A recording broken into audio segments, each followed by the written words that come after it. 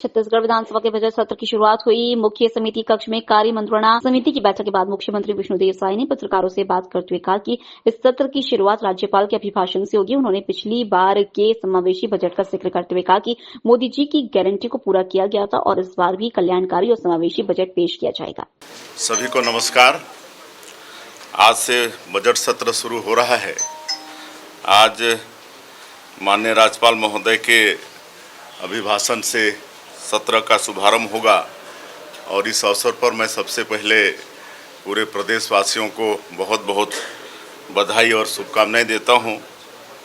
पिछले साल जो समावेशी बजट था और उसके माध्यम से मोदी की गारंटी को पूरा करते हुए हमारी सरकार ने प्रदेश के हर वर्ग को लाभ पहुंचाया है और इस साल भी जो बजट आएगा वो जन कल्याणकारी और समावेशी बजट होगा। मुख्यमंत्री विष्णुदेव साय ने आज विधानसभा के बजट सत्र के पहले दिन महत्वपूर्ण बयान दिया। उन्होंने कहा कि इस सत्र में नए विधायक विधानसभा में शामिल होंगे। इसके साथ ही उन्होंने छत्तीसगढ़ में अब ट्रिपल इंजन की सरकार बनने की बात कही और कहा कि अब नगरीय क्षेत्रों में विकास कार्यों में सरकार गति लाए।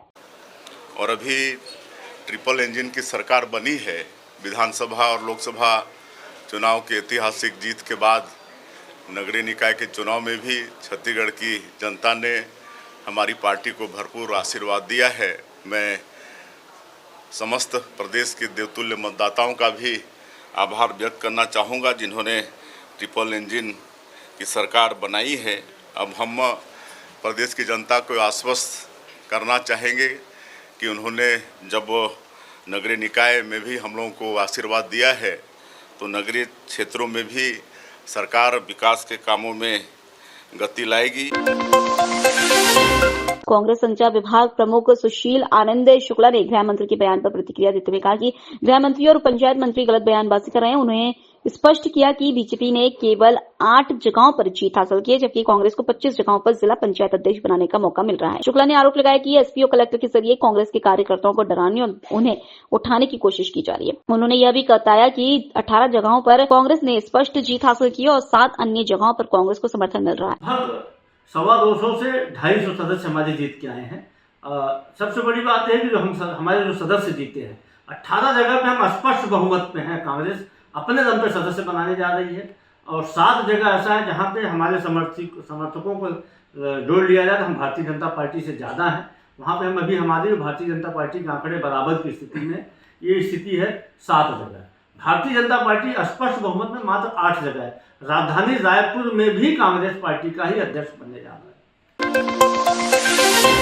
पूर्व मुख्यमंत्री भूपेश बघेल ने राज्यपाल के अभिभाषण पर प्रतिक्रिया देते हुए कहा कि बजट सत्र का पहला दिन राज्यपाल के अभिभाषण से शुरू हुआ लेकिन इसमें नया कुछ भी नहीं था, केवल वही पुरानी बातें दोहराई गई। उन्होंने बताया कि राज्यपाल के अभिभाषण में हमारी सरकार में संचालित योजनाओं का ही उल्लेख था।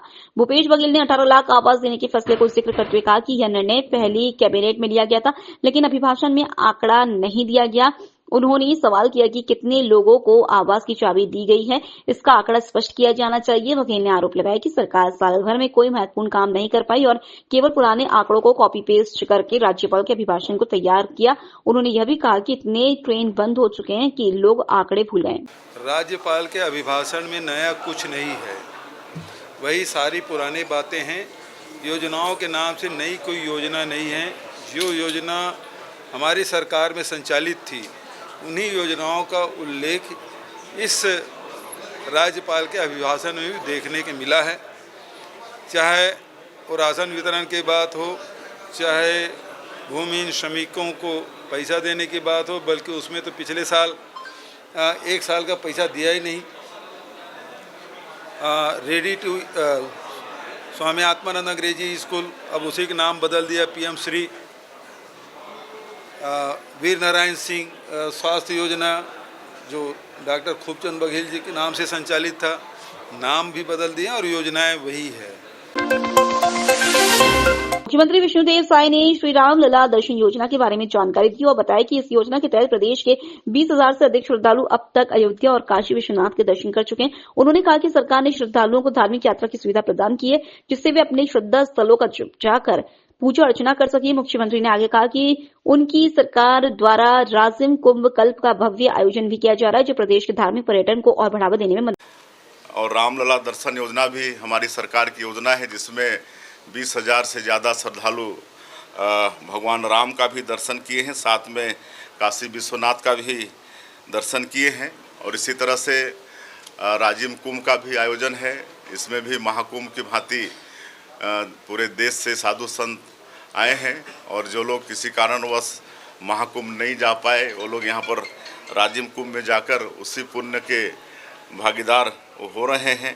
कहे कि यहाँ पर राजीव लोचन भगवान और कुलेश्वर महादेव विराजमान हैं, तो उनका भी दर्शन करके श्रद्धालु लाभान्वित हो रहे हैं।